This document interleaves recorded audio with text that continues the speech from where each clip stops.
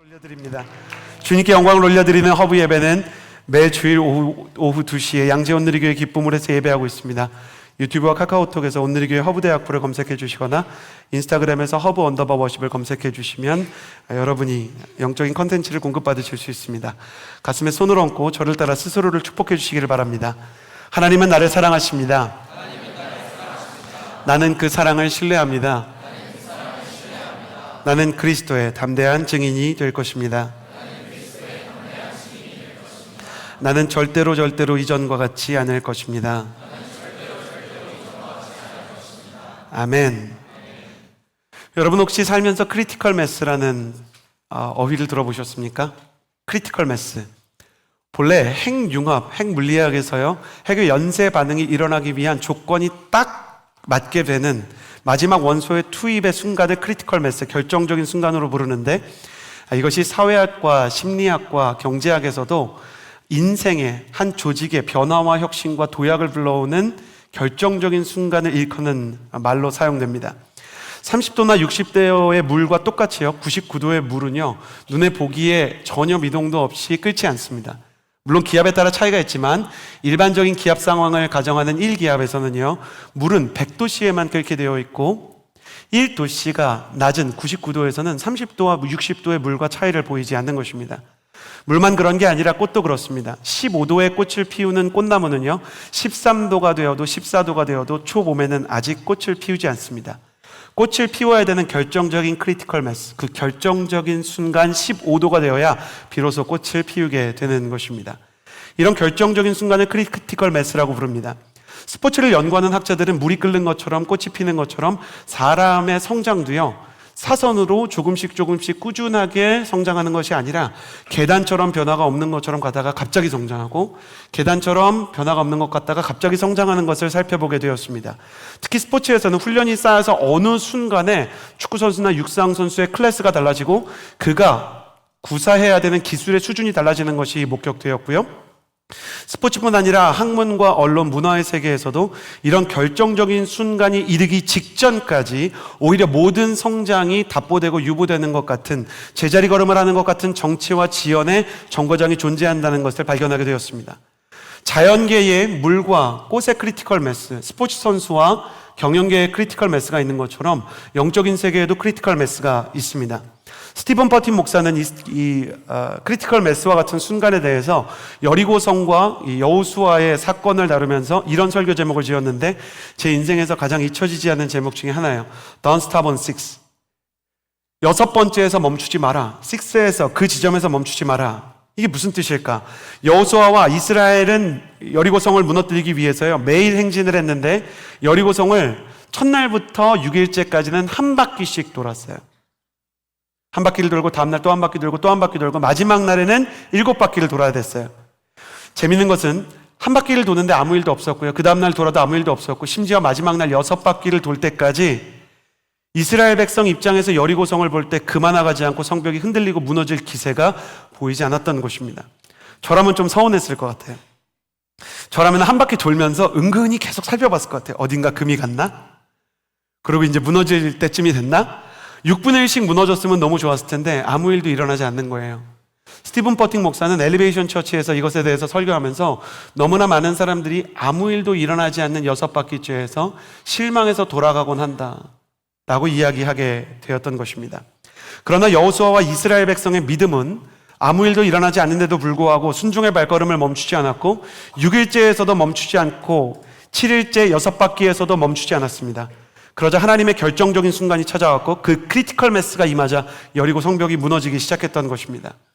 사랑하는 여러분, 우리의 인생 가운데 아무런 일이 일어나지 않는 것 같은 제자리에 답보를 거듭하는 시간들이 있습니다. 그럴 때 우리는 기대감과 소망의 발걸음을 멈추고 싶은 유혹에 마주하게 되죠. 나는 더 이상 앞으로 갈 수 없을 거야. 나는 하나님께서 주신 비전을 성취할 수 없는 사람일 거야. 내 인생 가운데 하나님께서 계획하신 것들이 있다고 해도 아무 일도 일어나고 있지 않잖아? 내 능력에 큰 도약도 없고 내게 필요한 축복이 임하는 것도 아니고 사람들이 내 수고를 알아주는 것도 아닌데 이 일을 계속해야 할까? 어떤 사람들은 기도의 양이 늘지 않고 어떤 사람은 충분히 기도하는데도 응답을 받지 못하는 것 같은 어려움이 찾아올 때가 있는 것입니다.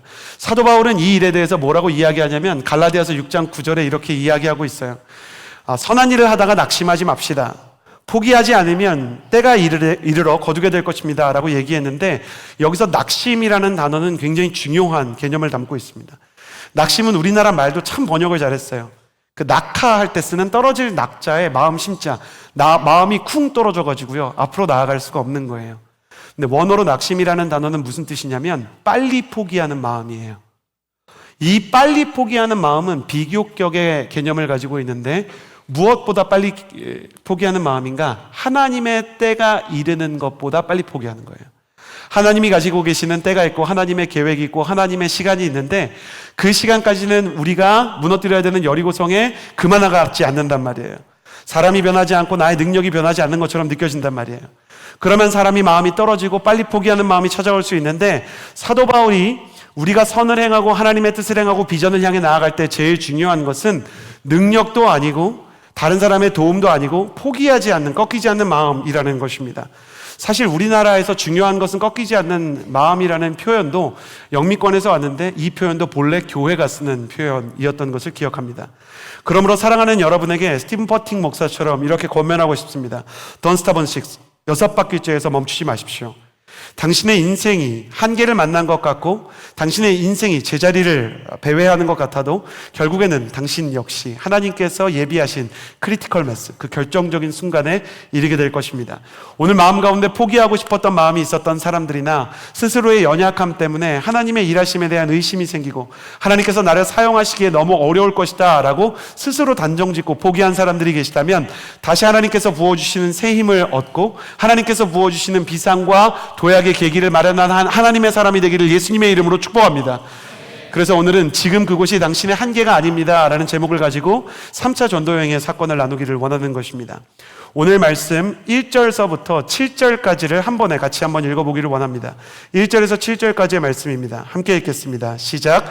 아볼로가 고린도에 있는 동안 바울은 윗지방을 걸쳐서 에베소에 도착했습니다. 거기서 그는 몇몇 제자들을 만났습니다. 바울이 그들에게 여러분은 믿을 때 성령을 받았습니까? 라고 물었습니다. 그들이 대답했습니다. 아니요, 우리는 성령이 있다는 사실도 듣지 못했습니다. 그래서 바울이 물었습니다. 그렇다면 여러분은 어떤 세례를 받았습니까? 그들이 대답했습니다. 요한의 세례입니다. 바울이 말했습니다. 요한의 세례는 회개의 세례입니다. 그는 백성들에게 자기 뒤에 오실 분을 믿으라고 했는데 그분이 바로 예수입니다. 그들은 이 말을 듣고 곧바로 주 예수의 이름으로 세례를 받았습니다. 바울이 그들에게 손을 얹자 성령이 그들에게 내려 그들이 방언으로 말하며 예언하게 됐습니다. 그들은 모두 12사람 정도였습니다. 한계를 만났을 때 첫 번째로 우리가 가져야 하는 마음의 태도는 이것입니다. 저를 따라해 주시겠어요? 한계를 만났을 때 성령의 세례를 사모하십시오. 앞서 말한 것처럼 오늘 본문 사도행전 19장부터요 바울의 3차 전도 여행이 시작됩니다. 지난주에 사도행전 18장을 설교했지만 전부를 다루지 않았는데 18장 후반부에 보면 사도 바울은 2차 전도여행을 마치고 그리고 예루살렘으로 돌아가고 안디옥 자신의 교회가 있는 곳으로 돌아와 충전과 회복을 경험하게 되었습니다. 그리고 사도 바울은 충분한 휴식과 회복을 경험하고 나서 다시 19장에서 3차 전도여행을 시작합니다. 바울은 2차 전도여행 때 잠시 들렸던 에베소에 3차 전도여행을 하면서 다시 들리게 되는데 18장에서 에베소에 들렸을 때에는 잠시만 머물렀고 심지어 에베소 성도들이 조금 더 있어달라라고 말할 때도 예루살렘에 일정이 있어서 성도들과 함께 있지 못하고 빨리 예루살렘으로 가게 됐는데 이번에는 이곳에서 굉장히 오랫동안 머물게 됩니다. 오랫동안 머물게 된 이유는 그곳에서 하나님께서 예비하신 하나님의 귀한 성도들과 교회가 부흥하며 그곳에서 많은 가르침들이 필요한 상황들이 찾아왔기 때문입니다. 그런데 그 시작부터 그들이 훌륭했던 것은 아니고 바울이 몇몇 제자들을 만났는데 제자들을 보니까 무언가 조금 이상한 거예요. 여기에서 사도 바울이 몇몇 제자들을 만났다고 할 때 제자들이라는 표현은 기독교인을 표현하는 말입니다. 예수님을 믿긴 믿는데 뭔가 결정적인 게 빠져 있어요. 우리가 그 짜파게티를 먹는데 제가 이제 그 대학부 지체랑 짜파게티 먹을 때 진짜 놀란 게 있어요. 어떤 지체가 짜파게티를 먹었는데 뭐가 조금 이상하다는 거예요. 저는 몰랐는데 이 지체가 기가 막히게 알더라고요. 올리브 오일을 다 안 넣고 3분의 2만 넣은 것 같대요. 그런데 정말 주방으로 가보니 올리브 오일 3분의 1이 남아있는 것이었어요. 저는 허브 공동체에 정말 많이 먹고 미식가인 사람들이 많다는 것에 놀라곤 합니다. 사람에게 미각적인 예민함이 있는 사람이 있는 것처럼 영적인 예민함이 있는 사람이 있는데 바울이 보니까 뭔가 빠져 있었어요. 그거는 올리브 오일 3분의 1 정도가 아니라 아주 중요한 것이 빠져 있는 것 같은 뭔가 정말 허전한 느낌이었어요. 바울은 그것이 어떤 문제인지 금방 알아차리고 이렇게 물어봅니다. 여러분이 믿을 때 성령을 받았습니까? 그러자 그분들이 대답을 해요. 아니요. 우리는 성령이 있다는 사실도 들어보지 못했습니다. 여기서 우리는 중요한 사실을 배웁니다. 예수님을 믿는 사람 중에서도요, 성령을 모를 수 있고 성령의 충만을 경험하지 못한 사람이 있을 수 있다는 것입니다.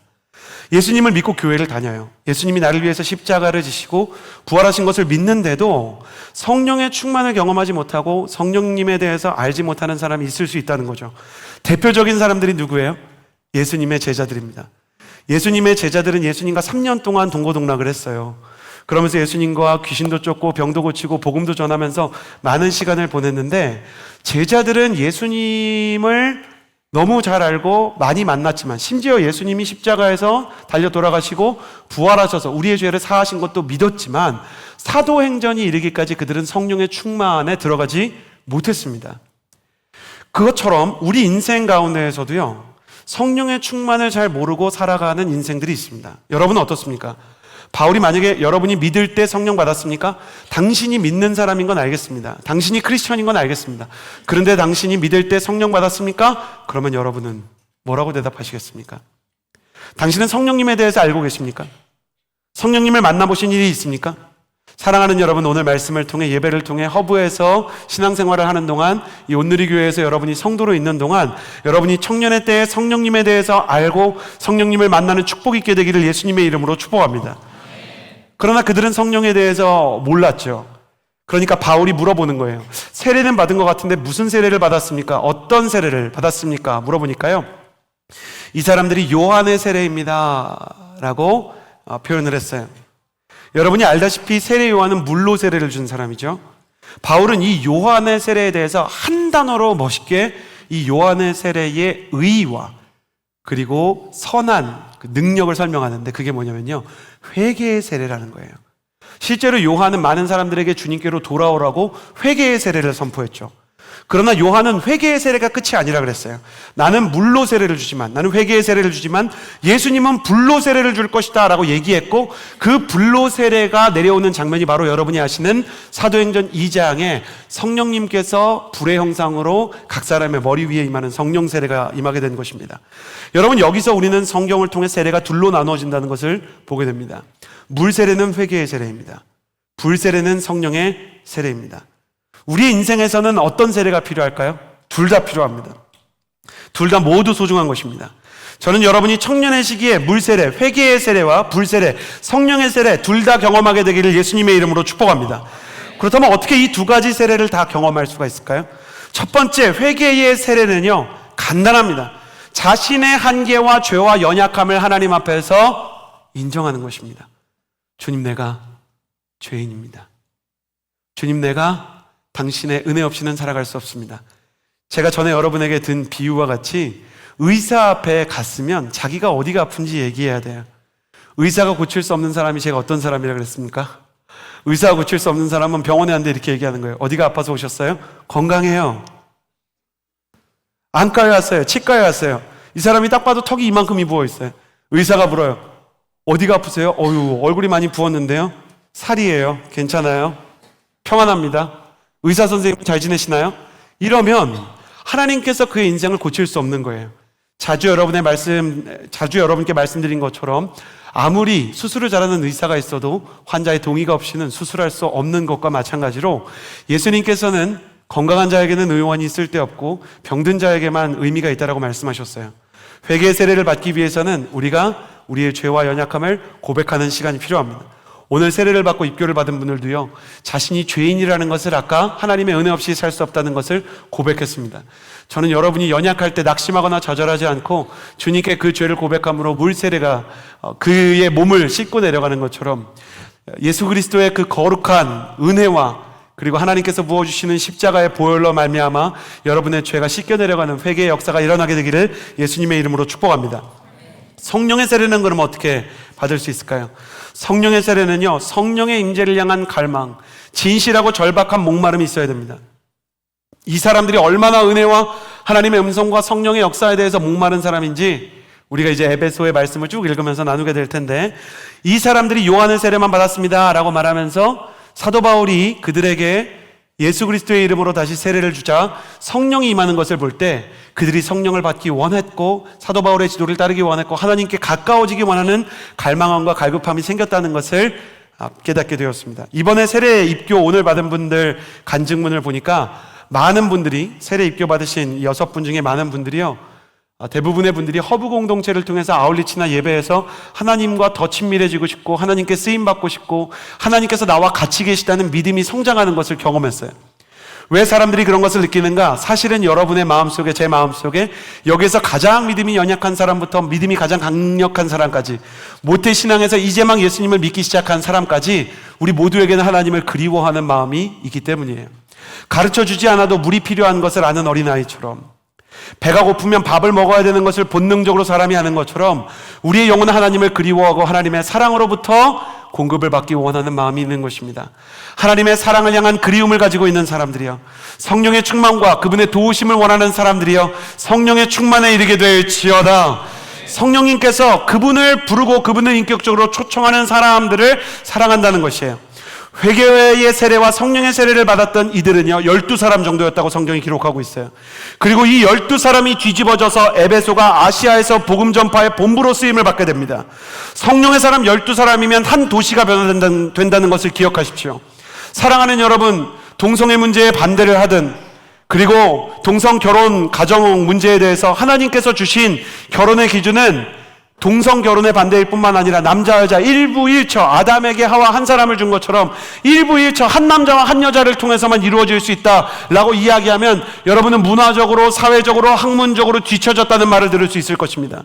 여러분이 혼전 순결을 지키거나 여러분이 다른 사람에 비해서 비속어나 잘못된 말을 삼키고 헬조선이나 흑수저와 같은 부정적인 상징들을 쓰지 않으면 사람들이 당신이 재미없는 사람이라고 할 것입니다.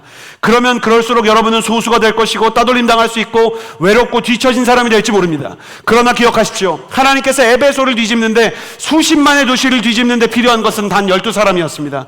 이와 같이 여러분도 영적인 소수가 되는 것을 두려워하지 않는 하나님의 사람이 되기를 예수님의 이름으로 축복합니다. 주님께서는 그들의 제자들에게 이렇게 말씀하셨습니다. 적은 무리여 두려워하지 말라. 하나님 아버지께서 그 나라를 너희에게 주시기를 기뻐하시느니라. 할렐루야. 하나님께서 영적인 소수인 우리를 통해서 역사하시며 그분의 능력을 드러내시며 세상의 손가락질과 대세를 거스른다라고 말하는 우리를 통해 우리의 생명과 부활과 회복의 역사를 일으키실 줄을 믿습니다. 할렐루야. 그래서 주님께서는 성령의 세례와 함께 그들이 원활하게 사역하고 놀랍게 쓰임받을 수 있도록 성령의 세례와 함께 방언과 예언의 은사를 주셨습니다. 성령 세례와 함께 방언과 예언의 은사가 그들을 찾아와서 그들 가운데 능력이 되기 시작한 것입니다. 왜 성령님께서는 하필이면 방언과 예언의 은사를 주셨을까요? 그러고 보면 사도행전 2장에서 첫 번째로 성령 세례가 임했을 때도요 방언의 은사가 찾아왔습니다. 이렇게 축복하는 것에 시험되지 않게 되기를 바랍니다. 나는 여러분이 언젠가 기도하다가 방언하는 축복도 있게 되기를 예수님의 이름으로 축복합니다. 방언을 못한다고 너무 낙심할 필요 없어요. 그거 가지고 구원을 받고 못 받고는 아니에요. 근데 방언을 해보면 그 방언을 통해서 기도의 분량이 급격하게 증가하는 것을 경험할 수 있고 기도의 깊이가 분명히 좋아지는 것을 경험할 수 있어요. 다른 거 다 떠나서 하나님이 주신다는 것을 우리가 억지로 거부할 필요가 없는 것이죠. 그런데 주님께서 왜 굳이 방언을 주셨을까? 기도의 분량이 늘어나는 것도 있어요. 외국어를 말하는 것도 굉장히 큰 이점이었겠죠. 특히 복음을 전해야 되는 선교 행전에서 저도 만약 받을 수 있다면 주님께 가끔 영어 방언을 달라고 기도할 때가 있어요. 그러나 이 방언의 진짜 영적인 큰 의미는 사도행전 2장 4절에 아예 써 있어요. 그러자 모두 성령으로 충만함을 받고 성령께서 그들에게 말하게 하심을 따라 그들이 다른 방언으로 말하기 시작했다. 이 말씀에 위대한 비밀이 있죠. 방언의 역사에서 중요한 것은 외국어를 했다는 게 아닙니다. 제자들이 드디어 성령의 말하게 하심을 따라 말하기 시작했고 성령의 생각을 따라 성령의 감정을 따라 그들의 언어가 바뀌기 시작했다는 것입니다. 사랑하는 여러분, 방언보다 더 본질에 가까운 방언의 의미가 있는데요. 여러분이 방언을 못해도 방언의 원래 의미가 되는 뿌리의 역사가 있게 되기를 바라요. 그건 뭐냐면 나는 여러분이 성령의 말하게 하심을 따라 말하는 사람이 되기를 예수님의 이름으로 축복합니다. 여러분의 입에서요 성령님의 어휘가 나오는 거예요. 여러분의 말을 들으면 부모님의 마음이 위로를 받고 함께 스터디를 하는 학교 친구들이 즐겁기도 하고 또 용기를 얻고 여러분이 기도를 할 때 내가 생각지도 못했던 하나님의 나라와 의에 부합하는 기도가 튀어나오기 시작하는 거예요. 그래서 사람들이 여러분을 보면서 언젠가 그렇게 말하게 될 거예요. 저 사람이 바뀌었다. 제가 예수님을 믿고 적은 변화였지만 워낙 이렇게 마음 가운데 부정적이고 또 마음 가운데 부정적인 언어 습관 또 원망하는 언어 습관이 있는 아이였는데 예수님을 믿으니까 이게 모태신앙의 무서운 점은 보고 배운 게 많다는 거예요. 어깨 너머로. 저는 기도 많이 하는 권사님들이 주변에 늘 포진해 계셨는데 입술에 파수꾼을 세워달라는 분들이 많았어요. 그분들은 교회를 다니고 너무 따뜻한 분들이었는데 말실수도 많은 분들이었어요. 그래갖고 말해놓고 어머 김 지사님 입술에 파수꾼을 세워주세요. 근데 내가 어느 순간에요 집으로 혼자 가는데 그걸 따라하고 있는 거예요. 제스처까지. 너무 수치스러웠어요. 이렇게 하면서 내가 이렇게 약간 여성 권사님을 따라하는 것처럼 하는 걸 보고 내가 놀랐어요. 근데 모태신앙의 유익이라고 생각해요. 보고 배운 게 있는 거죠. 그래서 제가 기도하기 시작하는데 언어 습관이 긍정적이 되게 해달라고 내가 비전의 말, 생명의 말, 소망의 말, 위로의 말, 치유의 말을 하게 해달라고 기도했어요. 안 바뀌는 것 같다가 크리티컬 매스가 하나하나 찾아오기 시작했고 나의 말에 예수 그리스도의 온기와 정서가 어느 순간에 조금씩 대단하지 않지만 조금씩 당기기 시작했어요. 그러나 너무 부정적이었던 탓에 친구들이 볼 때는 너무 이게 큰 변화인 거죠. 친구들은 이렇게 말하기 시작했어요. 절에서 종교에 심취하는 것은 위험한 것이다. 그러나 저는 마음 가운데 기쁨과 자랑스러움이 찾아오기 시작했어요. 친구들이 볼 때 내가 바뀌었구나. 친구 중에 너 요즘 왜 그렇게 말하냐? 이상해? 좀 이렇게 닭살돋아. 그 내용이 좀 나빠? 나쁜 건 아니지. 그리고 좀 진지해지고 좋은 점도 있지. 근데 왜 그렇게 바뀐 거냐? 근데 진짜 그렇게 말하게 되더라고요. 내가 예수님을 믿었는데 예수님께서 내 말을 바꾸고 있는 중인 것 같아. 그러니까 친구가 역시 종교에 심취하면 안 돼 막 이러면서 무서워했거든요. 근데 호기심이 생겨서 저한테 자꾸 물어보는 거예요. 2번, 3번, 4번 물어봐요. 지금은 뭐 하고 있을까요? 온누리 교회 성인 등록해가지고요 과거를 숨긴 채 언어를 세탁하고 성령의 말을 하는 순장으로 잘 쓰임받고 있습니다. 성령 충만한 사람은요 언어가 바뀌어요. 나는 여러분의 인생 가운데 예수님의 인격과 성품, 그분의 마음이 드러나는 말이 생기게 되기를 예수님의 이름으로 축복합니다. 여러분의 말을 통해서 많은 사람들이 살아나게 될 것을 믿으십시오. 여러분의 말을 통해서 여러분의 기도를 통해서 하나님의 역사가 일어날 것을 믿으십시오. 두 번째로 주신 은사는요 예언입니다. 여러분 예언을요 잘못 해석하시면 안 돼요. 여기서 예언은 의미상 예지할 예자가 아니라 우리 예금할 때 맡겨둘 예자에 가까워요. 원어로 보면요 프로페티오라고 적혀있는 이 예언이라는 단어는 하나님의 말씀을 맡았다라는 거예요. 하나님께서 그에게 자신이 할 말을 맡겨놓은 거예요. 자산가가 유언장을 변호사에게 맡겨놓은 것처럼 왕이 사신에게, 대통령이 외교관에게 그들의 정책과 결정과 생각을 맡긴 것처럼 일부를 잘라서 그에게 준 것이죠. 그래서요 이 12제자는 기도를 할 때 방언을 하면서 하나님의 말을 하기 시작했고 그 말의 내용이 무엇이었냐면 자신을 향한 하나님의 사랑과 격려의 말, 타인을 향한 하나님의 축복과 사랑의 통로가 된 거예요. 성령 충만한 사람이 언어가 바뀌는 것처럼 예언의 핵심은요 예수님의 사랑을 닮아가는 거예요. 방언은 성령의 언어를 닮아가는 거예요. 예언은 예수님의 마음을 닮아가는 거예요. 그러니까 여러분이 꼭 미래의 일을 보고 어떤 사람의 내면을 알아맞힐 필요는 없어요.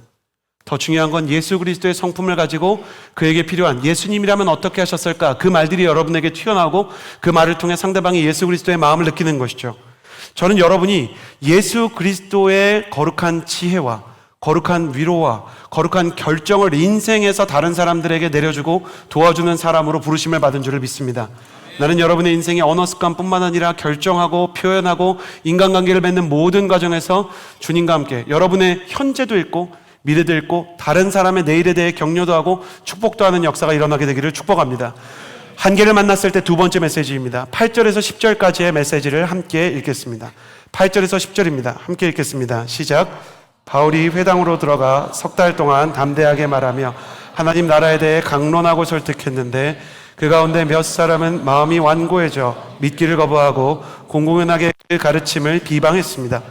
그래서 바울이 그들을 떠나 제자들을 따로 데려다 두란노 서원에서 날마다 가르쳤습니다.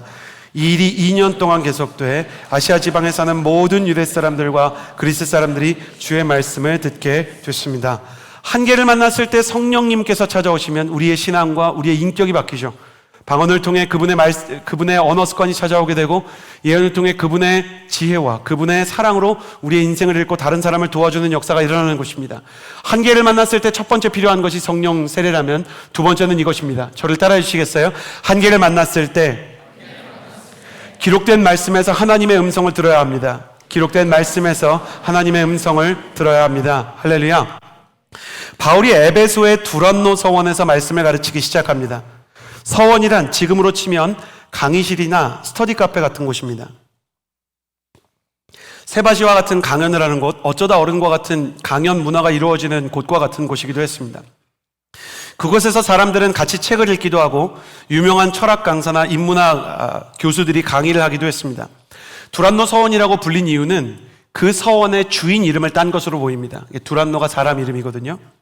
그런데 성경에는요, 두란노라는 사람이 예수님을 믿었다는 기록은 없습니다. 그러니까 신학자들은 바울이 이 서원의 주인인 두란노로부터 서원을 임대받아서 이곳에서 대여를 해서 공간을 대여해서 성경도 가르치고 묵상을 나누었을 것이라고 봅니다.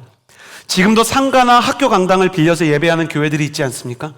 여의도와 대학로에서도 우리가 잘 아는 대학 청년부 공동체들이 예배하고 있고, 또 여기서 조금만 도곡 쪽으로 가면 숙명여고 강당에서 우리 갈렙 공동체도 예배하고 있죠. 빌려서 예배를 드리는 공동체 가보셨습니까? 빌려서 예배 드리는 공동체를 저희 대학 청년부에서는 행정상 외부 공동체라는 그 표현으로 이렇게 표현을 하는데, 외부 공동체에는 수고와 서러움이 있습니다. 제가 폴투 대학부를 할 때는 서울극장에서 처음에 예배를 드렸는데요, 영화관을 3시간을 빌리는 거예요. 제일 큰 관을. 그러고 나서 어떻게 해야 되냐면 모든 스피커와 모든 조명과 모든 마이크와 모든 팻말을요, 창고에서 꺼내서 세팅을 해야 되는 거예요. 그러니까 폴투에는 전통적으로 힘센 형제들이 많았어요. 그래서 날마다 이렇게 들고 날마다 이거를 세팅하다 보니까 없던 근육도 생기고 형제들이 남성성을 회복하는 축복도 있었죠. 그러나 힘들 때가 있고요. 영화관의 사정에 따라 리모델링이 일어나거나 아니면 어떤 사고나 전력의 누수 같은 것이 있으면 우리는 갑자기 예배할 공간이 없기 때문에 심지어는 역사적으로 길에서 예배드린 적이 있었을 정도입니다. 대학로 이름에서 예배를 드리면 찬양 소리가 새어나갈까 봐 볼륨을 줄여야 되고, 강당에서 예배를 드리는 갈렙도 학교가 리모델링 계획을 가지고 있으면 임시 예배 초소를 찾아야 되는 어려움이 있습니다. 그런데도 불구하고 왜 외부 공동체로서 교회와 떨어진 공간을 빌려서 예배를 드립니까? 간단한 이유예요. 그곳에 모이고 그곳을 찾아오는 성도들이 계셨기 때문이에요. 바울도 두란노에게 공간을 빌려서 예배하면서 불편한 일들이 있었을 거예요.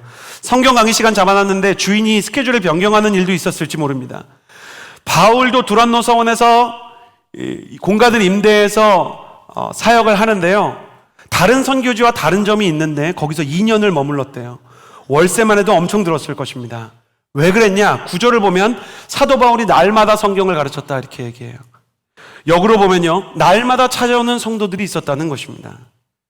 언뜻 보면 이 말씀에서 성도들을 전심으로 섬겼던 바울의 열심이 보이지만, 사실 반대로 뒤집어 보면 이 말씀에 새겨진 에베소 성도들의 말씀에 대한 갈망이 보이는 거예요.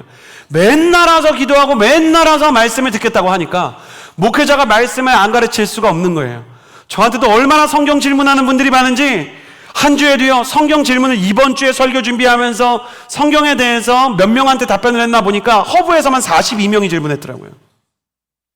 너무 행복해요. 질문에 막 답을 하다 보면 성경에 대해서든 신앙에 대해서든 어떤 때는 막 이거를 쓰면서도 일이 밀려 있으니까 막 마음이 조급해요. 어떤 때는 단문으로 막 답을 해야 될 것 같아요. 예배를 오면서도 고민을 어떤 순장님이 보내줬는데 답을 하면서, 야, 이거 준비하는 동안에도 이런 질문을 하다니 나는 참 바쁘구나 라고 생각했는데, 내가 바쁜 게 문제가 아니에요. 너무 행복한 일인 거예요. 여러분의 마음 안에 하나님을 향한 질문이 있고 갈망이 있고 말씀에 대한 허기가 있다는 것이 얼마나 큰 영광인지. 성도들의 허기 때문에 음식을 만들게 되는 거예요. 할머니는 언제까지 음식 만드는지 아세요? 손자가 먹겠다고 할 때까지 만드는 거예요. 그래요. 바울은 할머니와 같은 마음으로 계속해서 말씀의 밥을 짓기 시작했어요. 그리고 성도 입장에서도요, 이것은 굉장히 중요해요. 여러분 기억하십시오. 만약에 당신이 진심으로 에베소 성도처럼 말씀에 목마르잖아요. 그러면 말씀이 당신을 찾아오게 될 것입니다. 여러분이 정말로 말씀을 깨닫기를 원하고 그 말씀의 은혜에 목마르고 그 말씀의 은혜를 갈망하면 은혜가 그 말씀의 능력이 당신 곁에 머무르는 것을 경험하게 될 것입니다. 진정으로 당신이 말씀에 목마른 자가 되십시오. 그리고 은혜의 굶주린 자가 되십시오. 그러면 은혜는 화살처럼 당신을 향해 날아오게 될 것입니다. 그렇다면 어떻게 우리가 말씀에 대해서 진실한 목마름과 은혜에 대한 깊은 갈망을 증명하고 그것을 하나님께 표현할 수 있을까요? 간단합니다. 시간을 쓰는 것입니다. 당신의 시간이 하나님의 말씀 앞에 머무르게 하십시오. 날마다 말씀 앞에서 자신의 시간을 써왔던 에베소 성도처럼 매일같이 2년을 말씀으로 채운 그들처럼 당신의 시간 안에 스케줄 안에 하나님의 말씀이 묵상되는, 하나님의 말씀이 읽혀지는, 하나님의 말씀이 선포되는 공간을 스스로 건축하십시오. 세월을 아끼라, 때가 악하니라. 사도 바울이 이렇게 얘기했죠. 여기에서 세월을 아끼라라고, 아끼라라고 표현된 단어 엑사고라조는 시간의 그릇에 유용한 것을 담으라는 의미예요. 여러분 24시간 중에 여러분의 시간의 그릇에 여러분 말씀이 담겼습니까? 하나님의 은혜가 담겼습니까? 이 자리에 왔으니까 나는 은혜 앞에 있다고 생각할지도 모르겠습니다. 아닙니다. 여러분이 정말로 말씀에 집중하고 하나님의 은혜를 갈망하며 전심으로 기도하기 시작할 때 진정으로 하나님께서 원하시는 수준의 변화가 일어나게 될 것입니다. 그러므로 선포합니다. 성령 하나님, 이곳에서 예배하는 우리 모두의 영혼이 말씀에 굶주린 자가 되게 하여 주옵소서. 성령 하나님 오셔서 우리가 은혜를 받지 않고는 돌아갈 수 없는 하나님의 사람들로 재창조되게 하여 주옵소서. 나태한 마음이 열정으로 바뀌게 하여 주시고 포기했던 마음이 다시 한번 일어나는 용기가 되게 하여 주옵소서. 그리하여 오순절 마가의 다락방의 사도행전 2장에 모든 사람에게 성령의 불이 임한 것처럼 이 가운데 지극히 작은 소자, 가장 연약한 믿음을 가지고 있는 사람도 성령의 불에 타버리는 역사가 있게 하여 주옵소서.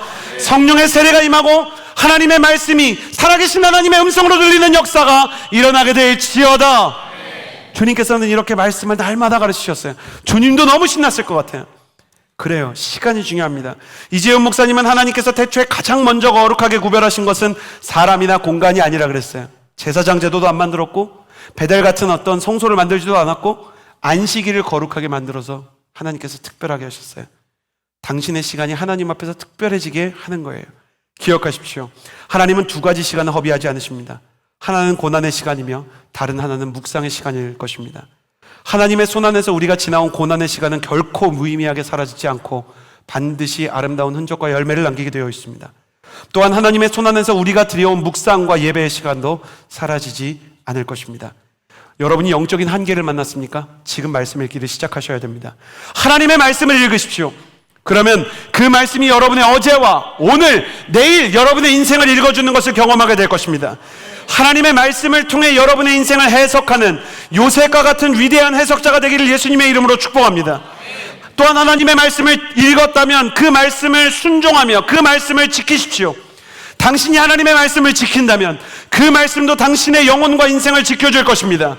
수많은 사람들이 교회를 다니지만 하나님의 말씀을 읽거나 지키지 않습니다.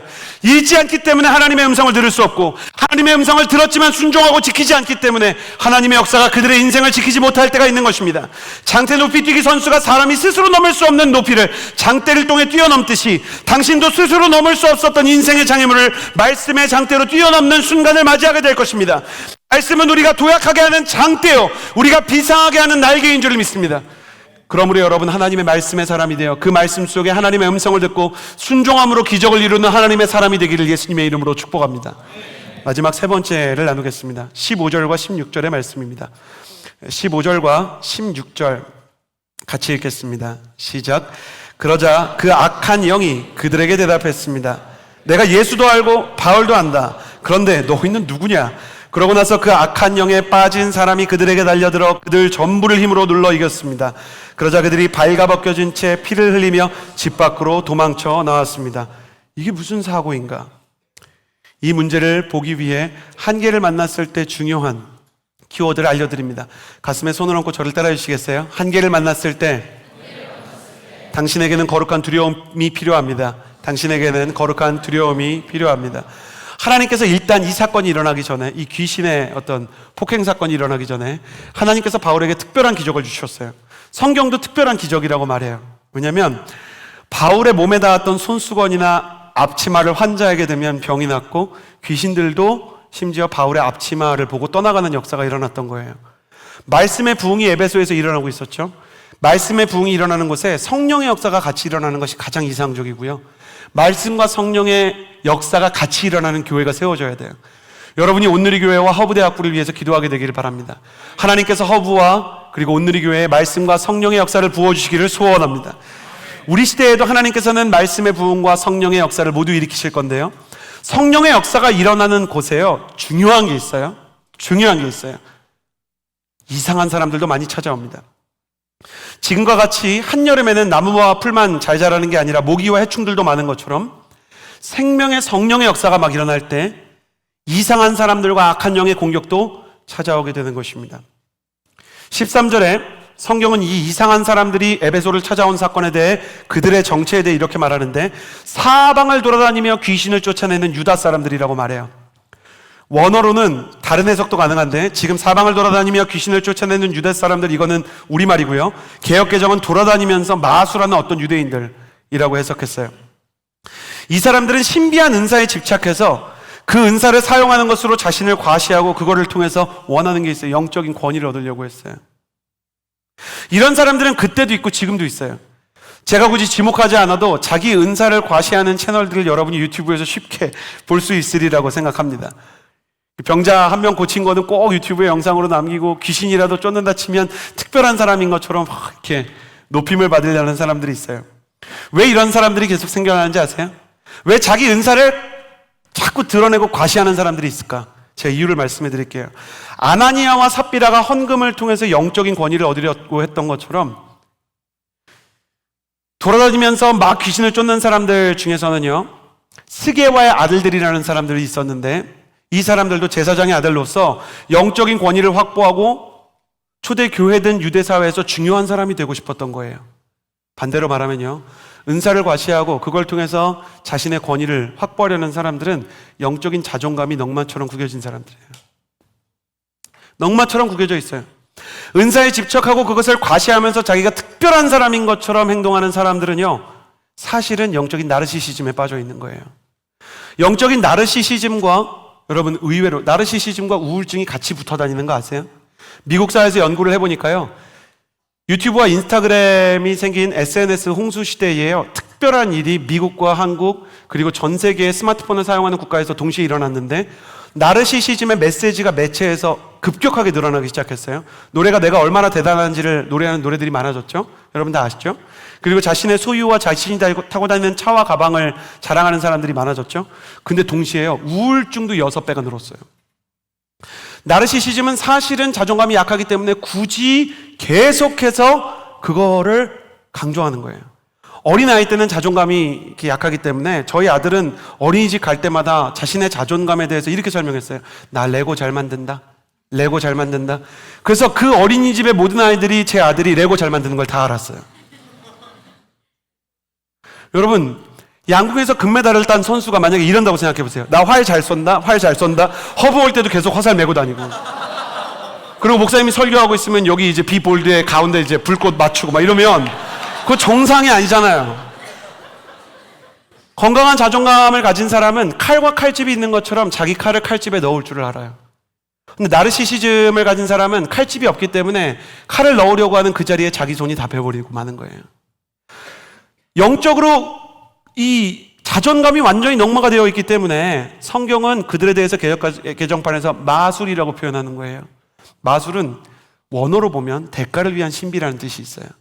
그러니까 이 사람들이 귀신을 쫓아내고 신비를 쫓아다니는데 마술과 같다. 돈을 받으려는 것이든 영적인 권위를 받으려는 것이든 그들이 무언가 대가를 바란다. 지금도 예언이나 축기의 은사로 청년들 겁주는 분들 많이 봤어요. 그 사람들의 끝은 항상 그거더라고요. 저 보시겠어요? 여러분, 예언하고 막 은사하고 귀신 쫓는 거 이렇게 막 강조하고 과장하고 그리고 막 홍보하면서 여러 지역에서 목회도 하고 사역도 하고 그런 분들 계시죠. 심지어 청년들 중에서도 있어요. 그거 가만히 보면 끝에는 자기 따라오라 그래요. 자기를 존경하고 따르게 해달라고 얘기해요. 그거 굉장히 부끄러운 일이에요. 얼마나 자존감이 망가져 있으면 그런 기도를 하고 그런 예언을 합니까? 그래서 사람을 조종해야 되는 거예요. 그래서 그 교회를 떠나는 거를 보통 용서하지 못해요. 화가 임할 거라 그래요. 너 내가 말하는 대로 해야 된다 그래요. 그리고 은근히 겁줘요. 난 하나님의 뜻을 말했다. 넌 너 마음대로 해. 막 이렇게 하는 거죠. 그러니까 심약하니까 막 어떻게 해야 돼요? 저를 찾아오시고요. 이 공동체 안에 있으면 꼭 저한테 말해주세요. 잘못된 겁니다. 오염된 거고 하나님 앞에서 수치스러운 겁니다. 정신 차리셔야 돼요. 하나님은 당신의 그런 방향으로 쓰실 생각이 없습니다. 사랑하는 여러분, 반대로 은사로 당신을 통제하고 조종하려는 사람이 나타나면 손 털고 떠나세요. 그리고 목회자에게 반드시 알려주세요. 만약 그 사람이 목회자에게 알리지 말라고 얘기하면 100%입니다. 스게와의 아들들이에요. 그 사람의 말을 듣지 않아도 아무 일도 일어나지 않을 것입니다.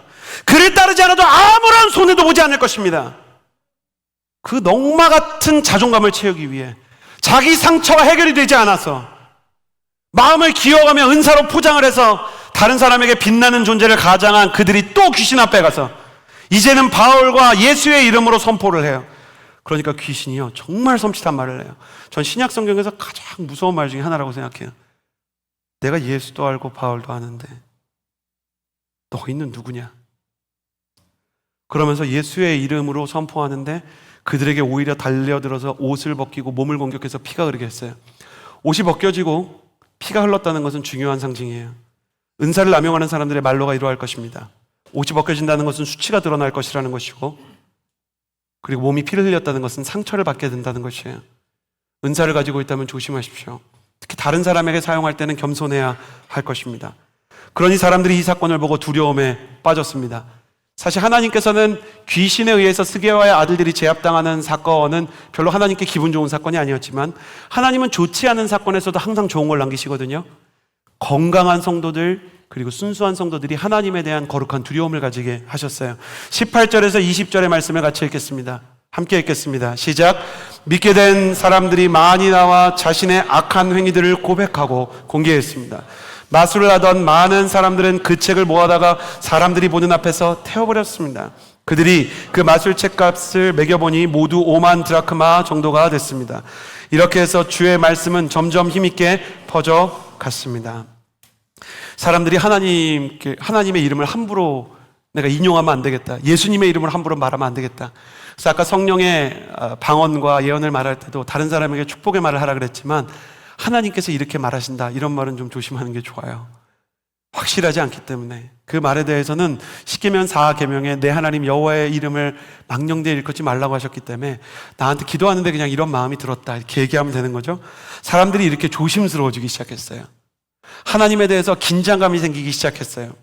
하나님에 대한 거룩한 두려움이 임하니까요, 이 사람들이 두 가지 변화가 생겼는데, 하나는 죄를 고백했어요. 나한테 이런 문제가 있는데 나를 위해서 좀 기도해 줄래? 나 이렇게 연약한데. 그래가지고 더 많은 회개와 더 많은 회복이 임했겠죠. 그리고 잘못된 습관을 상징하는 마술책들이 불태워졌어요. 여러분에게도 여러분의 문제가 되고 중독이 되어 있고 여러분이 쉽게 끊을 수 없었던 그 죄가요, 고백되고 용서되고 회복되고 치유되는 역사가 일어나게 되기를 예수님의 이름으로 축복합니다. 그리고 또한 여러분이 가지고 있는 잘못된 습관들이 하나님 앞에서 불태워져서 그 습관들이 다시는 여러분의 인생을 점유하지 않게 되기를 예수님의 이름으로 축복합니다. 이 시작이 무엇이었냐? 앞서 말한 것처럼 거룩한 두려움이었다는 거예요. 여러분, 거룩한 두려움이 있어요. 하나님에 대한 두려움은 사실 두 가지인데요, 하나는 거룩한 두려움이 아니라 그냥 공포예요. 이거는 사울의 마음이죠. 공포는 하나님이랑 숨바꼭질하는 마음이에요. 사울은 하나님의 존재를 믿었어요. 여러분, 사울의 인생을 볼 때 제일 불쌍한 게 뭐냐면, 사울은 인생에서 단 한 번도 하나님의 존재를 의심한 적이 없어요. 그는 하나님께서 살아계시며 세상을 창조하시고 지금도 이스라엘의 주인이라는 사실을 의심 없이 믿었어요. 근데 사울은 왜 구원받지 못하고 쓰임받지 못했냐? 하나님에 대한 공포만 가지고 하나님을 피해 다녔어요. 그래서 그는 돈도 모으고 자신의 구멍난 자존감을 메꾸기 위해, 이 사람은 은사가 아니라 힘과 돈으로 그걸 메꾸려고 그랬지만 죽을 때처럼 수배자처럼 하나님을 피해가지고 도망 다녔어요.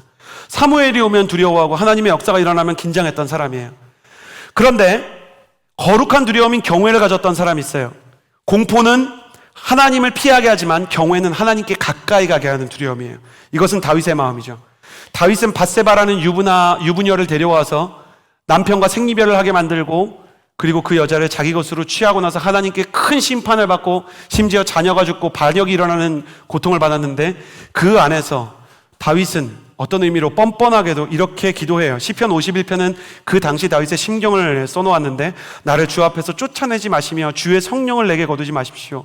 주의 즐거움을 내게 회복시켜 주시고 자원하는 심령을 주사 나를 붙들어 주십시오. 자원하는 심령이란 내가 예배하고 싶은 마음이 있는데 그 마음이 사라지지 않게 해달래요. 염치가 없어요. 허브 대학부에서 이렇게 살아온 사람 있으면 저는 도망칠 거라고 확신해요. 다윗은 우리보다 훨씬 뻔뻔한 사람이에요. 훨씬 염치가 없는 사람이에요. 근데 염치가 없음에도 불구하고 왜 다윗은 하나님께 이렇게 얘기했을까? 나는 이 장면을 한동안 이해하기도 어렵고 다윗이 정말 좋은 사람인가에 대해서 좀 의심도 많이 들었어요. 근데 제가 중요한 것을 보게 됐어요. 어떤 사람이 보이스피싱에 연루된 청년이 있었어요. 그래서 그 사람이 이제 아예 계획을 한 건 아니고 돈을 옮기는 역할을 고액 알바라고 해서 약간 알면서 참여하게 됐다가 끝내 이제 어려움을 겪게 된 어떤 청년이 있었어요. 제가 청년부에 있을 때 그 청년이랑 얘기를 하는데, 이 청년이 회개를 하는데 제 마음이 못된 거예요. 많은 사람을 힘들게 했는데 그 사람들에게 사과를 했다고 해도 이 청년이 좀 미운 거예요. 그래서 겉으로는 되게 따뜻하게 하지만 마음속으로는 어쨌든 범죄를 저지른 거 아니냐? 그랬는데 하나님께서 그래도 그를 위해서 계속해서 가서 복음을 전하라는 마음을 주시는 거예요. 그러고 나서 제가 하나님의 마음을 알았는데, 예수님을 믿는 엄마 권사님이 오셨어요. 그래서 연신 저한테 죄송하다 그러고 피해자들한테도 그 돈을 최대한 상환하겠대요. 다행히 금액이 몇백만 원밖에 되지 않아서 부모님이 그걸 좀 상환해 주실 수가 있었어요. 자식은 죄를 지었어요. 그리고 면목이 없어요. 그렇게까지 하지 않아도 됐는데 돈 욕심이 나서 잘못된 길을 간 거죠. 근데 그때 어머님께서 하신 말이 잊혀지지 않아요. 그래, 우리는 하나님의 사람이니까 벌은 받아야 돼. 잘못한 거에 대해서 책임져야 돼. 근데 너 감옥에서도 이거 잊지 마. 그러면서 엄마가 막 우시는 거예요, 제 옆에서. 난 그래도 평생 너 엄마라는 거. 우리 아들이 전과자가 됐지만 엄마는 어떻게 해서든지 네 뒤에 있을 거야. 온 세상이 너를 미워해도 엄마는 너랑 같이 미움받는 그 자리에 있을 거야. 하나님은 다윗에게 벌을 줬어요. 자식이 죽고 반란이 일어나고, 그리고 태어난 아기가 사산되는 수없이 많은 고난을 당하고 그가 인생의 바닥에 떨어졌어요. 근데 다윗에게 믿음이 있었는데 그의 뻔뻔함과 염치 없음이 오히려 거룩한 하나님을 향한 마음이 될 수 있었던 건 이거예요. 그래도 하나님께서 죄인된 나를 자녀로서 포기하지 않으셨다는 믿음. 다윗에게는 이 역설적인, 이 모순적인 두 가지 마음이 동시에 존재했어요. 하나는 하나님께서 내게 벌을 주실 수 있는 분이라는 하나님에 대한 두려움. 동시에 그러나 하나님께 가까이 가고 주님의 사랑이 남아있다는 믿음. 이 두 가지가 다윗의 마음 가운데 있었기에 그는 두려워하면서도 주님 앞으로 갈 수 있었던 거예요. 당신에게도 이 거룩한 두려움이 필요합니다. 사람들이 왜 은을 5만 드라크마나 태웠어요? 사람들이 왜 자기의 죄를 고백했죠? 하나님께 가까이 가고 싶었기 때문이에요. 그들이 두려움에 빠졌으면서도 마술책을 불태우고 회개를 했던 것은 단순히 재앙을 피하기 위해서가 아니라 하나님께 가까이 가고 싶은 마음이 있었기 때문이에요. 그래서 주님께서는 그 마음을 아시고 그 두려움 속에서도 주님 앞으로 나아가는 그 경외를 가진 사람, 그 사람에게 은혜를 주시기로 작정한 것입니다. 하나님의 선하심으로 여러분에게 권합니다. 이 말씀을 듣는 동안 흠칫하는 마음이 들었다면, 이거 내 얘기인가? 이거 좀 잘못된 것 같은데? 여러분 혹시 그런 생각이 드셨어요? 여러분은 하나님 앞에서 하나님이 싫어하는 어떤 일을 하고 계신가요? 오늘 그것을 주님 앞에서 성령의 불로 태울 수 있게 되기를 바랍니다. 당신이 영적인 한계를 만난다면 당신의 인생 가운데 거룩한 두려움을 구하십시오. 하나님, 내가 당신께서 나의 인생을 심판하실 수 있다는 두려움도 가지게 해주시고, 동시에 그럼에도 불구하고 연약한 모습 이대로 주님께 나아갈 수 있는 용기도 꺾이지 않는 다윗과 같은 경외의 사람 되게 하여 주옵소서. 사랑하는 여러분, 그렇게 여러분이 거룩한 두려움을 구해서 영적인 날개를 달고 다시 한번 비상하는 것을 나는 보기를 원합니다. 말씀을 정리합니다. 지금 그것이 당신의 한계처럼 보입니까? 영적으로 하나님과의 관계에 한계가 있고 당신의 비전도 멈춘 것 같습니까? 바로 그때가 성령님의 도움이 필요한 때입니다. 성령의 세례를 사모하십시오. 그리고 바로 그때가 성경에 기록된 말씀을 통해 살아계신 성령의 음성을 들어야 되는 때입니다. 여러분의 시간에 말씀과 묵상의 공간을 만드십시오. 당신이 만약 한계 속에서 헤매이고 있다면 거룩한 두려움을 가지고 여러분의 죄를 하나님 앞에서 끊어내고 싶다고 고백하십시오. 그렇다면 이 정체 현상으로 꽉 막힌 여러분의 인생 도로도 끝내는 주님이 원하시는 아름다운 목표를 향해 가는 아름다운 여정이 될 것입니다. 함께 기도하겠습니다. 이 시간에 함께 기도하기를 원합니다.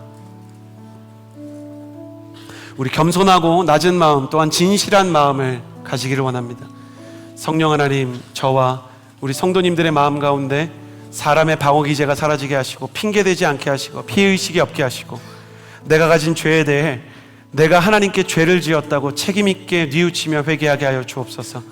여러분, 내가 하나님께 회개해야 되는 죄가 있다, 그런 분들 회개 기도를 잘 하실 수 없을 수 있기 때문에 저는 죄가 있고 하나님께 이것을 회개하기 원합니다, 그런 마음 있는 분 자리에서 일어나 주시겠어요?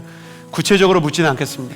그러나 나는 이번 주에 또한 지금도 내 마음속에 음란과 교만과 영적인 권위를 함부로 사용하려고 하는 것과 하나님의 이름을 만홀히 여기는 것과 하나님에 대한 긴장감과 두려움이 사라진 것, 그리고 내 안에 탐심과 우상 숭배의 죄악들이 있습니다.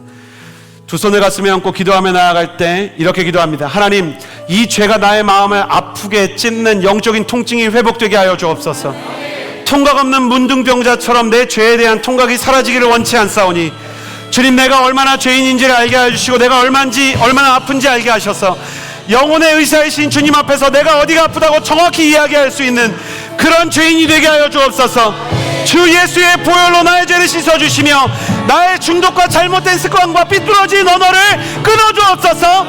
주의 거룩한 치유하심과 사해 주심의 은혜를 구하며 십자가의 주님을 향해 주여 세 번 부르짖고 기도합니다.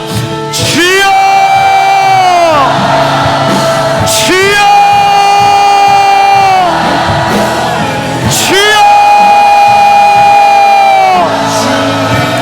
살아계신 하나님 아버지, 우리의 마음 가운데 예수 그리스도 앞에서 변화되지 않는 의노만 드라크마와 같은 마법책들과 같은 잘못된 이득을 취하는 마음들이 있습니다. 내 인생 가운데, 내 마음 가운데 하나님께서 기뻐하시지 않는 음란과 교만과 그리고 깨어지지 않는 잘못된 습관이 있습니다.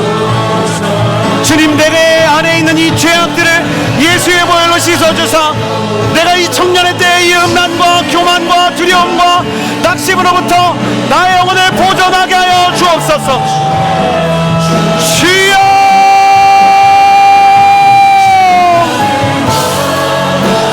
선하신 주님, 붙들어 주시고 새롭게 하여 주옵소서.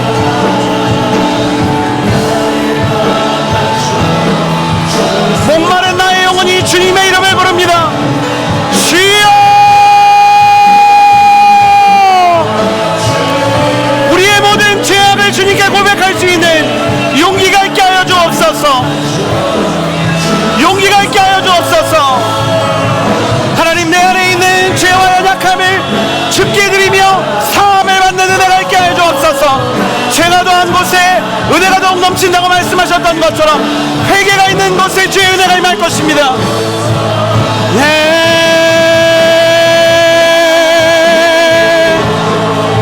주를 부르니 나의 맘 만져 주소서. 주님만을 원합니다. 더 원합니다. 나의 맘 만져 주소서. 여러분이 아무리 큰 죄악과 아무리 심각한 중독 가운데 빠져 있다 해도 감옥에 들어간 아들을 기다리며 그를 위해 기도하는 어머니처럼 우리 아버지 하나님이 우리를 버리신 게 아니라는 사실을 기억하십시오. 내 아버지 집에는 거할 곳이 많도다라고 말씀하셨고 탕자가 아직 마을 어귀로 들어올 때 아버지가 달려가 그를 끌어안았다고 말씀하십니다. 이 시간에 기도하며 나아갈 때 사단의 정죄를 대적하십시오. 하나님 아버지, 우리가 사울처럼 정죄에 늘려 주님께로 숨는 자가 되지 않게 하여 주시고 다윗처럼 염치가 없어 보여도 주님의 사랑을 신뢰하는 예배자가 되게 하여 주옵소서. 주여, 우리의 심령이 당신의 십자가 사랑을 신뢰하게 하여 주옵소서. 주여, 한번 부르짖고 기도합니다. 주여,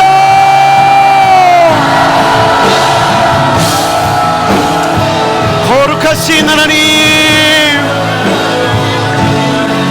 신실하신 하나님 아버지께서 우리 각 사람을 향해서 부어주시는 은혜와 사랑을 따르게 하여 주옵소서.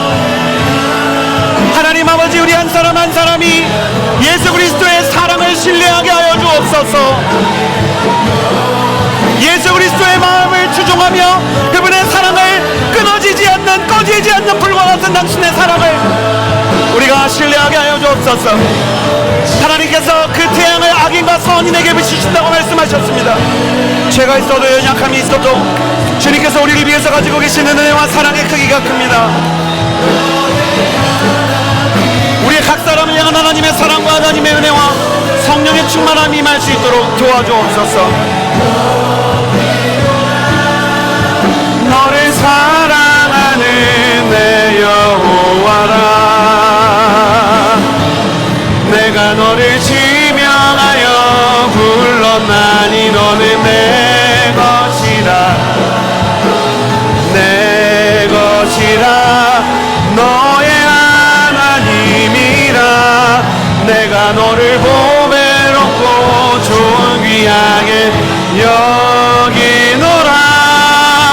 너를 사랑하는 내 여호와라. 주님께서 우리를 포기하지 않으십니다. 우리를 버리지도 않으십니다.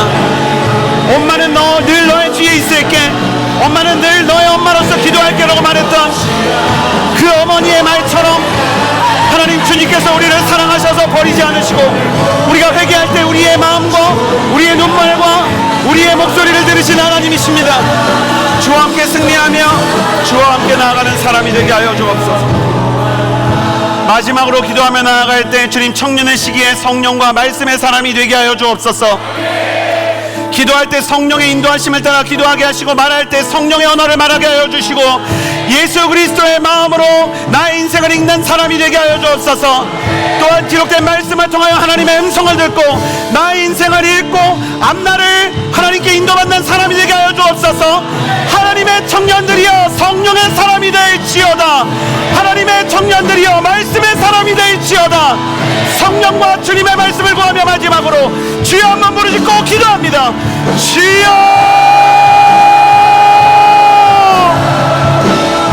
좋으신 하나님 아버지, 기도하며 나아갑니다.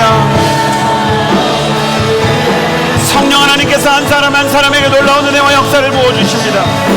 성령 하나님께서 한 사람 한 사람에게 위대한 일을 하십니다. 성령님 만져주시고 고쳐주시고 새롭게 하여 주셔서 주님의 말씀과 성령의 능력이 임하게 하여 주옵소서. 주 예수만 바라보게 하시네. 성령의 사람이 되게 하여 주옵소서. 말씀의 사람이 되게 하여 주옵소서. 하나님의 말씀을 힘입어 살아가며 승리하는 자가 되게 하여 주시고, 하나님의 성령을 따라 자신의 인생을 디자인하는 하나님의 사람이 되게 하여 주옵소서. 진리의 성령 나를 깨닫게 하사 주 예수만 바라보게 하시네. 진리의 성령님, 우리를 성령의 사람으로 만들어주시고 거룩하신 하나님, 하나님의 말씀으로 살아계신 주의 음성을 듣게 하여 주옵소서. 청년의 시기에 말씀의 사람, 성령의 사람이 되게 하여 주시고, 주님께서 기뻐하시는 하나님의 말씀과 능력과 사랑을 따라 우리 주님께서 지시하시는 아름다운 길을 따르는 사람이 될 수 있도록 도와주옵소서. 진리의 성령께서 우리 각 사람에게 예수님의 마음을 전해주시고, 하나님의 사랑이 우리 한 사람 한 사람의 영혼을 치유하십니다. 진리의 말씀으로 우리 한 사람 한 사람이 변화되고 새로워지는 역사가 있게 하여 주님께서 만지시고 새롭게 하시는 역사가 일어나십니다.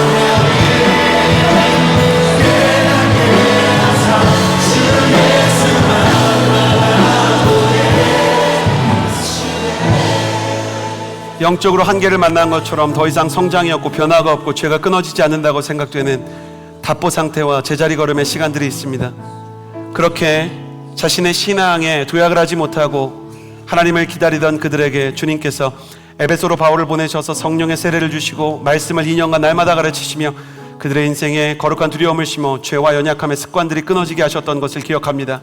주님, 우리도 우리의 인생에서 성령의 세례 없이 살아갈 수 없사오니 성령의 세례와 성령의 언어와 성령께서 나의 인생을 읽어주시는 거룩한 예언의 역사가 임할 수 있도록 도와주옵소서. 또한 기록된 말씀을 통하여 하나님의 음성을 들어 나의 인생을 읽고 지키시는 주님의 말씀을 따라 순종하는 사람이 되게 하여 주시고, 나의 마음을 에베소의 두란노 성원을 찾아갔던 에베소 성도들처럼 내 인생 내 시간의 일부를 떼어 주의 말씀 앞에 머무르는 하나님의 성도가 되게 하여 주옵소서. 거룩한 두려움을 가지고 죄를 두려워하고 끊어내기로 작정하며 그럼에도 불구하고 죄인일 때 주의 십자가 앞에 나아가 다윗처럼 나를 성령에서 끊어내지 마시고 성령을 거두지 마시고 구원의 기쁨과 자원하는 예배의 심령을 거두지 말아달라고 말씀하였던 예배의 회복, 그리고 하나님을 향한 믿음을 놓지 않았던 다윗처럼 가장 연약할 때 오히려 주님의 사랑을 의지하게 하여 주옵소서. 그렇게 우리를 새롭게 하셔서 이 모든 한계를 뛰어넘게 하실 주님을 신뢰하며 이제는 우리 구주 예수 그리스도의 은혜와 하나님의 사랑과 성령의 교통하심이 이 자리에서 한계를 뛰어넘어 주의 성령 세례와 말씀의 거룩함, 그리고 영적인 두려움을 향해 나아가기 원하는 주의 모든 자녀들 위해 이제로부터 영원토록 함께하여 주시기를 간절히 축원하옵나이다. 아멘.